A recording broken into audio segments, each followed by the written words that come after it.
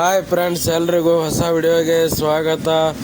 ನಿನ್ನೆ ನಡೆದಿದ್ದ India tour of south Africa third T20 ಮ್ಯಾಚಲ್ಲಿ ನಮ್ಮ ಇಂಡಿಯಾ 11 ರನ್ಗಳಿಂದ ಒಂದು ಅಮೋಘವಾದ ಜಯವನ್ನೇ ಗಳಿಸಿದೆ.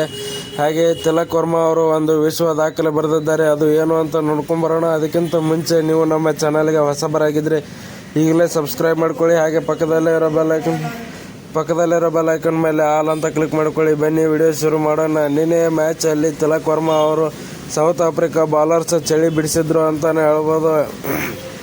ಯಾಕಂದರೆ ಬ್ಯಾಕ್ ಟು ಬ್ಯಾಕ್ 6 ಹಾಗೂ ಬೌಂಡ್ರಿ ಹೊಡೆಯೋದ್ರ ಮೂಲಕ ನಿನ್ನೆ ಮ್ಯಾಚಲ್ಲಿ ಇವರು ಕೇವಲ 56 ಬಾಲಲ್ಲಿ 107 ರನ್ನನ್ನು ಹೊಡಿತಾರೆ.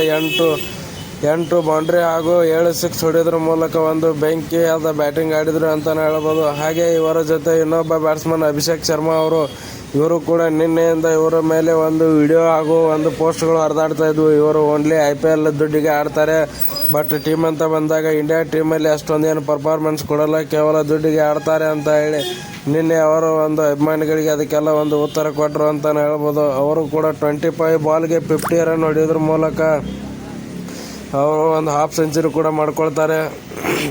ಹಾಗೆ ಅವರು ಕೂಡ ಒಂದು 5 ಸಿಕ್ಸ್ 3 4 ಹೊಡೆಯೋದ್ರ ಮೂಲಕ ಒಂದು ಬೆಂಕಿ ಬ್ಯಾಟಿಂಗ್ ಬಂತು ಅಂತಲೇ ಹೇಳ್ಬೋದು. ಅವರಿಂದ ನಿನ್ನೆ ಬಾಲಿಂಗಲ್ಲಿ ನೋಡೋದಾದರೆ ಹರ್ಷದೀಪ್ ಸಿಂಗ್ ಅವರು ಒಂದು 3 ವಿಕೆಟ್ ಎತ್ತಾರೆ. ಹಾಗೆ ವರುಣ್ ಚಕ್ರವರ್ತಿ ಅವರು 2 wicket ಎತ್ತಾರೆ.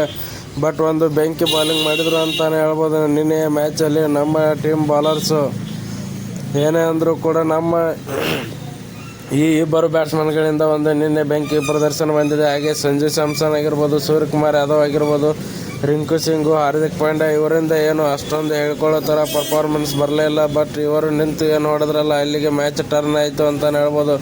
Man of the match ಕೂಡ ತಿಲಕ್ ವರ್ಮಾ ಅವರಿಗೆ ಬಂದಿದೆ. ವಿಡಿಯೋ ಇಷ್ಟ ಆಗಿದ್ದರೆ ಲೈಕ್ ಮಾಡಿ, ಶೇರ್ ಮಾಡಿ, ಸಬ್ಸ್ಕ್ರೈಬ್ ಮಾಡ್ಕೊಳ್ಳೋದನ್ನು ಮಾತ್ರ ಮರಿಬೇಡಿ.